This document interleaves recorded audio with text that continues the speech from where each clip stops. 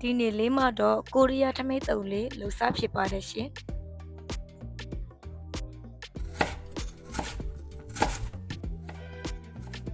အရင်ဆုံးတခွားသီးနဲ့မုတ်လော်ဦးလေးတွေကိုအချောင်းလေးတွေဖြစ်အောင်လိထားပေးပါမယ်ဒီတခွားသီးလေးကိုကြတော့စားရည်လေးနဲ့စိတ်ထားပေးမှာပေါ့နော်တုပ်တဲ့ချိတ်ကြရင်ဒီစားရည်လေးတွေကိုညင်ပြီးတော့တုပ်ပေးပါမယ်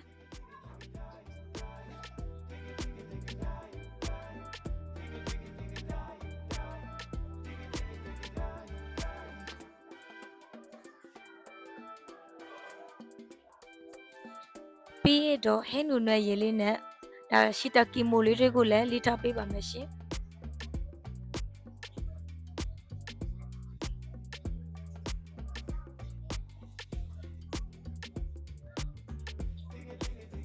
ပါဝေပစ္စည်းလေးတွေအစစ်သေးဖြစ်ရတော့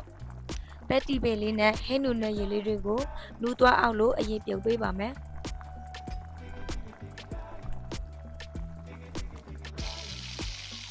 ပြီးရတော့ဝက်သားနာထားတာလေးကြော်ပေးပါမယ်ဝက်သားထဲမှာတော့ကြားကျတော့ဖြူပန်းငါပြရည်အတီစားနားစီနဲ့ငရုတ်ကောက်တို့ထည့်ထားပါတယ်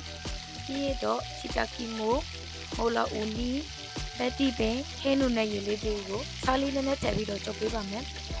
ဒီကဲလို့အသားမုံလေးထည့်ပြီးတော့ကြော်ရည်လဲရပါတယ်ရှင်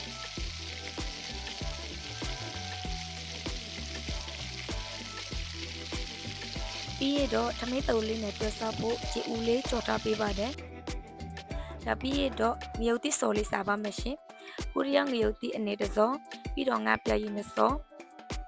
ပြီးရင်ဆာလကာရည်တစ်စောပြီးရတော့ခြေတော်ဖြူပြားရည်နားလေးတွေကိုထည့်ပြီးမွေပေးပါမယ်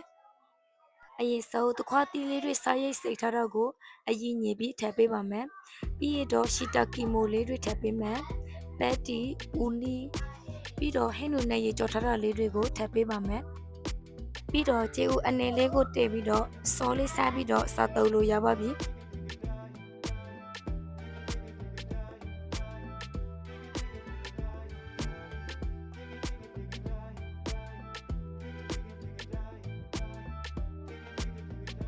ဒီမှာတော့စောလေးနန်းလေးလိုထားထည့်ပြီးတော့တုတ်ထားပါတယ်ရှင်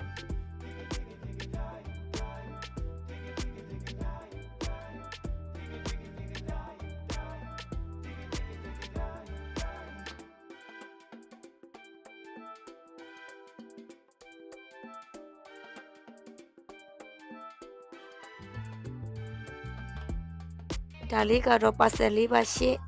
ဒါဆိုရင်တော့နောက်ဗီဒီယိုလေးမှာပြန်တွေ့ကြမယ်နော်